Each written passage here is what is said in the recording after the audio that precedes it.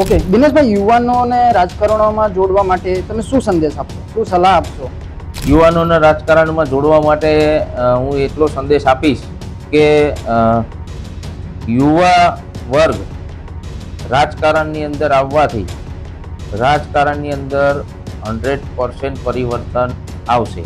Okay, એનું કારણ છે આજની સરકારના જે અપેક્ષાઓ રજૂ અને અપેક્ષાઓથી જનતાનું જે કામ કરવું જોઈએ, જનતાની જે અપેક્ષા છે એ જનતા માટે દોડવું જોઈએ, દોડી રહી નથી.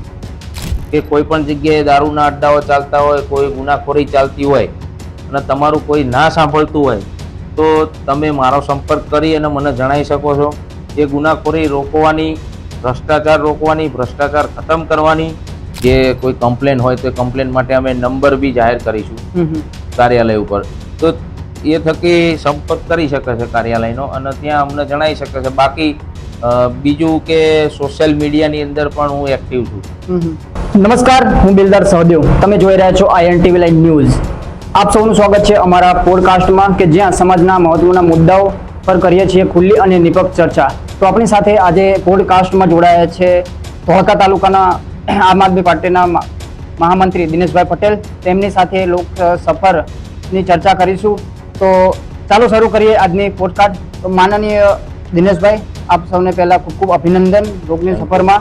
તો માન્ય દિનેશભાઈ, સૌપ્રથમ આપના વિશે થોડું જણાવશો? હવે મારા વિશે હું સિયાવાડાનો વતની છું. મારો તાલુકો ધોળકા લાગે છે. હું 2018થી આમ આદમી પાર્ટીની અંદર અવિરતપણે સેવા બજાવી રહ્યો છું. પટેલ જ્ઞાતિમાંથી આવી રહ્યો છું અને મધ્યમ વર્ગનો માણસ છું. સેવાની અંદર સેવા કાર્યો કરવા એ મારા પહેલેથી જ મારું એક કર્તવ્ય છે. સેવા કરતો આવ્યો છું. ઓકે, માનનીય દિનેશભાઈ, તમારી રાજકીય સફર કેવી રીતે શરૂ થઈ? મારી રાજકીય સફર પહેલાં જ્યારે હું 2018ની અંદર આમ આદમી પાર્ટી જ્યારે ગુજરાતની અંદર આવી ત્યારે 2018ની અંદર હું પાર્ટી આપણે ઘણા બધા જોતા હોય છે, બધા મીડિયાઓ, સોશિયલ મીડિયાની અંદર ભાજપ છે, કોંગ્રેસ છે. તો આમ આદમી પાર્ટી આવી તો પાર્ટીના વિચારધારા સારા લાગ્યા અને આમ આદમી પાર્ટી એક સામાન્ય મધ્યમ વર્ગની પાર્ટી છે. એટલે આમ આદમી પાર્ટીની અંદર હું 2018થી જોડાયો છું. સૌથી પહેલાં મને ખેડા લોકસભાની અંદર કિસાન સંગઠન મંત્રીની જવાબદારી આપી હતી. પણ એ સમયે એવું હતું કે હું થોડોક પોલિટિકલની અંદર એટલો બધો જાણકાર નહોતો. એ ટાઈમે મારી લાઈફ કંઈક અલગ હતી. હું મધ્યમ વર્ગમાંથી આવું છું એટલે એના માટે મારા ઘરની અંદર થોડીક પરિસ્થિતિ ખરાબ હતી. તો એ પરિસ્થિતિને ધ્યાનમાં લઈ અને મારે ઘરનું ધ્યાન વધારે આપવું પડતું હતું. પછી જેમ જેમ પાર્ટીના વિચારો સાથે જોડાયો 2018થી હું આજ સુધી પાર્ટીની સાથે જોડાયો. ઓકે, માનનીય દિનેશભાઈ, રાજકારણમાં આવવાનો મોટો નિર્ણય તમારો શું છે? રાજકારણમાં આવવાનો મોટો નિર્ણય મારો, રાજકારણની અંદર આવવાનું મારું એક જ લક્ષ્ય છે કે હું જ્યારથી સમજણો થયો ત્યારથી ગુજરાતની અંદર આપણે જોઈએ છે કે છેલ્લા 30-35 વર્ષથી ભારતીય જનતા પાર્ટીની સરકાર છે. તો એ સરકારની અંદર જે લેવલે મધ્યમ વર્ગ અને ગરીબ વર્ગનું જે કામ થવું જોઈએ એ કામ થતું નથી.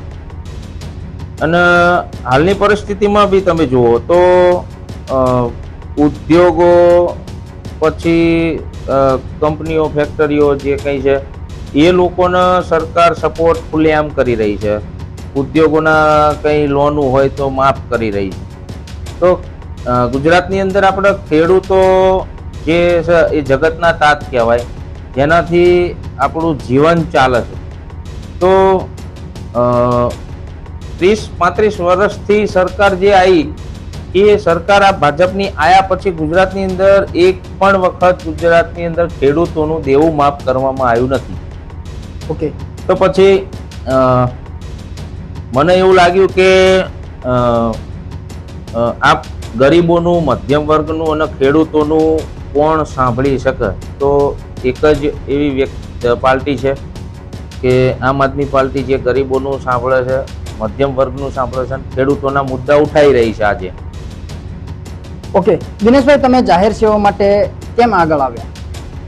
જાહેર સેવા માટે મેં મારી પરિસ્થિતિ જોઈ છે કે જ્યારે મારા ફાધર જ્યારે જીવિત હતા ત્યારે જે તે સમયે એમને જે અમને મોટા કર્યા એ પરિસ્થિતિ જોઈ, અને એ પરિસ્થિતિની અંદર ખૂબ જ કપરી પરિસ્થિતિ હતી.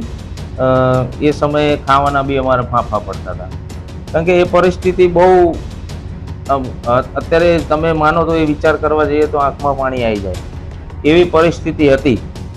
એ પરિસ્થિતિના ધ્યાનમાં લઈ અને આગળની મારી એક સેવા એવી છે કે કોઈ ગરીબ કે કોઈ મધ્યમ વર્ગ એવી પરિસ્થિતિમાં ના વીતે અને એનું જીવન ના ગુજરે.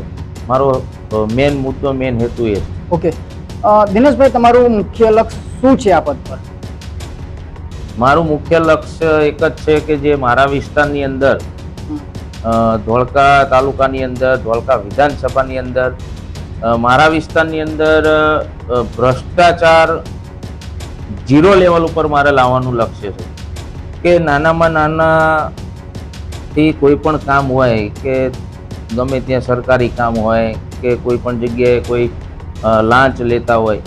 બીજા નંબરમાં ધોળકાની અંદર, ધોળકા વિધાનસભાની અંદર જે મારા 82 ગામ, વિધાનસભાની અંદર 82 ગામ અને 19 ગામ બાવળા તાલુકાના છે. ધોળકા તાલુકાની અંદર 82 ગામ. તો એ ગામડાઓની અંદર જ્યાં બી કોઈ પણ જગ્યાએ દારૂના અડ્ડા ચાલતા હશે, કે 2 નંબરના ધંધા ચાલતા હશે, કે માણસના જે નડતર રૂપ ભ્રષ્ટાચાર થતો હશે, એના 0 લેવલ ઉપર લાવવાનું મારું મૂળ ઉદ્દેશ્ય છે. ઓકે દિનેશભાઈ, તમે આ રાજકારણ સફરમાં યુવાનો માટે શું ખાસ વિચારો છો? રાજકારણની સફળમાં યુવાનો, સરસ વાત કરી તમે. યુવાનો આજની જનરેશનની અંદર જેવી લડવાની ક્ષમતા, વિચારધારા એ આજના યુવાનોની અંદર છે, આજના યુવાનોની અંદર ઉત્પન્ન થઈ છે. તો હું એટલું માનું છું કે યુવાન જે કરી શકે છે એ બીજું કોઈ કરી શકતું નથી. તો આજના જનરેશનમાં યુવાન આગળ આવવો જોઈએ. અને યુવાનો, તમે જોવો છો કે આપણા ગુજરાતની અંદર પેપર કાંડ થતા હોય છે. કોઈ ને કોઈ કારણે ભણતરની અંદર યુવાનોને પાછા પાડવામાં આવે છે, કાં પેપર લીક થઈ જાય છે. તો કોઈ ને કોઈ રીતે અત્યારની જે સરકાર છે ને યુવાનોને પાછા પાડવા માંગી રહી છે. પણ અમારો એક ધ્યેય છે કે યુવાનો આગળ આવે અને યુવાનો રાજકારણની અંદર આવે અને પોતે પણ કેપેબલ બને. ઓકે દિનેશભાઈ, યુવાનોના રોજગાર માટે, માર્ગદર્શન માટે શું કરી શકાય? યુવાનોના રોજગારના માર્ગદર્શન માટે આપણે યુવાનોના માટે આપણે લડવું પડે પહેલા પ્રથમ તો, અને યુવાનોનો સપોર્ટ જોઈએ. યુવાનોને હું માર્ગદર્શન એવું આપું છું કે યુવા પેઢી આજની જે રહી ને એક સક્ષમ પેઢી છે. પહેલાના જે માણસોએ જે કર્યું એની કરતા અત્યારની હાલની જનરેશનમાં યુવાઓએ પાછળની પેઢીનું વિચારીને ચાલવું જોઈએ. ઓકે દિનેશભાઈ, યુવાનોને રાજકારણોમાં જોડવા માટે તમે શું સંદેશ આપશો, શું સલાહ આપશો? યુવાનોને રાજકારણમાં જોડવા માટે હું એટલો સંદેશ આપીશ કે યુવા વર્ગ રાજકારણની અંદર આવવાથી રાજકારણની અંદર 100% પરિવર્તન આવશે. ઓકે, એનું કારણ છે કે યુવાનની અંદર શક્તિ હોય છે, યુવાનની અંદર વિચારધારા સારી હોય છે, વિચારવાની શક્તિ વધારે હોય છે, અને એની પાસે એક વયમાં પણ, ઉંમરમાં પણ એની પાસે સમય વધારે હોય છે. ઓકે દિનેશભાઈ, તમે રાજકારણની સફરમાં છો તો લોકોએ તમારી પાસે શું અપેક્ષા રાખશે? રાજકારણની સફરની અંદર તો લોકો પાસે અપેક્ષા તો જો લોકો તો હરેક રાજકીય પક્ષ પાસે અપેક્ષા રાખતા હોય છે, પણ જે અપેક્ષાઓ આજની સરકારના જે અપેક્ષાઓ રજૂ અને અપેક્ષાઓથી જનતાનું જે કામ કરવું જોઈએ, જનતાની જે અપેક્ષા છે એ જનતા માટે દોડવું જોઈએ, દોડી રહી નથી. બીજા નંબરમાં કે વિપક્ષ જે છે કોંગ્રેસ પાર્ટી તો એ નબળી છે હાલ. હવે હાલની પરિસ્થિતિમાં ગુજરાતની અંદર આમ આદમી પાર્ટી એક એવો વિકલ્પ છે કે મધ્યમ વર્ગ, ગરીબ વર્ગ, જનતાની પરિસ્થિતિને સમજી શકે છે અને જનતાના કામ કરી શકે એવી છે. હાલના સમયની અંદર બી તમે જુઓ છો કે ઘણા બધા મુદ્દાઓ ઉઠાયા તો સરકારને પણ એ મુદ્દાઓ ઉપર અત્યારે ધ્યાન દોરવું પડ્યું અને કામ કરવું પડી રહ્યું છે. ઓકે દિનેશભાઈ, ધોળકા તાલુકાના લોકોને શું તમે સંદેશ આપશો? ધોળકા તાલુકાના લોકોને, ધોળકાની જનતાને મારી એક જ વિનંતી છે અને એક જ સંદેશ છે કે આગામી સ્થાનિક સ્વરાજનું ઇલેક્શન આવી રહ્યું છે. તો આગામી સ્થાનિક સ્વરાજના ઇલેક્શનની અંદર તમે એવા લોકોને પસંદ કરજો કે જે જમીન લેવલ ઉપર ચાલવાવાળા હોય. આજે આયા અને વોટ માગીને જતા રહ્યા, પછી 5 વર્ષ સામું જોવાનું નહીં. તો એવા લોકોને તમે ધિક્કારજો. હાલની પરિસ્થિતિની અંદર જમીન લેવલ ઉપર ચાલવાવાળા માણસો એટલે કે આમ આદમી છે, અને આમ આદમી એટલે એ કોઈ પક્ષ નથી કે પાર્ટી નથી. આમ આદમી એટલે આમ આદમીની જ સરકાર છે, જનતાની જ સરકાર છે અને જનતાની જ પાર્ટી છે. તો જનતા માટે જ કામ કરશે. તો એવા લોકોને તમે પસંદ કરજો જેથી પહેલા તમે જે ભૂલ ખાઈ ગયા છો, આજ સુધી બધાએ બીજે વોટ કર્યા હશે કે ગમે તે કર્યું હોય, કોઈ પણ પાર્ટીની અંદર વોટ આપ્યા હોય, પણ હવે પછી જાગવાની જરૂર છે, આંખો ખોલવાની જરૂર છે અને વિચારવાની જરૂર છે કે જે તમારા કામ કરે છે એ લોકોને મત આપી અને વિજય બનાવો. ઓકે દિનેશભાઈ, તમારા દ્વારા કઈ ખાસ ચીજ વાતચીત અમારા દર્શકો માટે? મારા દર્શકો માટે ખાસ ચીજ વાત તો એ છે કે હું ધોળકાની અંદર આપણા ધોળકા તાલુકાની અંદર મહામંત્રી તરીકે અત્યારે ફરજ બજાવી રહ્યો છું. તો ધોળકાની અંદર કોઈ પણ જનતાને કંઈ પણ તકલીફ હોય, સરકારી કામોમાં કોઈ અડચણ થતી હોય કે કોઈ જગ્યાએ ભ્રષ્ટાચાર થતો હોય કે કોઈ પણ જગ્યાએ દારૂના અડ્ડાઓ ચાલતા હોય, કોઈ ગુનાખોરી ચાલતી હોય અને તમારું કોઈ ના સાંભળતું હોય તો તમે મારો સંપર્ક કરી અને મને જણાવી શકો છો. એ ગુનાખોરી રોકવાની, ભ્રષ્ટાચાર રોકવાની, ભ્રષ્ટાચાર ખતમ કરવાની જે મારી જવાબદારી છે, મારું કર્તવ્ય છે, એટલે હું એ કરીશ. ઓકે દિનેશભાઈ, કોઈ જનતાને કઈ તકલીફ હોય તો તમારી જોડે કઈ રીતે પહોંચી શકશે? એ સમસ્યા તમારી જોડે કઈ રીતે આવશે? જો જનતાને તકલીફ હોય તો હાલ અત્યારે અમે ટૂંક સમયની અંદર કાર્યાલય ઓપનિંગ કરવાના છે. તો અમારી કાર્યાલય ઓપનિંગ થશે તો અમે જનતાની સમક્ષ મૂકીશું. અમારું કાર્યાલયનું એડ્રેસ બી આપીશું. પ્લસ બીજા નંબરમાં અમે જે કોઈ કમ્પ્લેન હોય તો કમ્પ્લેન માટે અમે નંબર બી જાહેર કરીશું કાર્યાલય ઉપર. તો એ થકી સંપર્ક કરી શકે છે કાર્યાલયનો અને ત્યાં અમને જણાવી શકે છે. બાકી બીજું કે સોશિયલ મીડિયાની અંદર પણ હું એક્ટિવ છું. તો મારી પોતાની ઇન્સ્ટાગ્રામ આઈડી છે, આપનો લાલો દિનેશ પટેલ. તો તમે એમાં બી મને ડીએમમાં મેસેજ કરી શકો છો, પર્સનલી જણાવી શકો છો.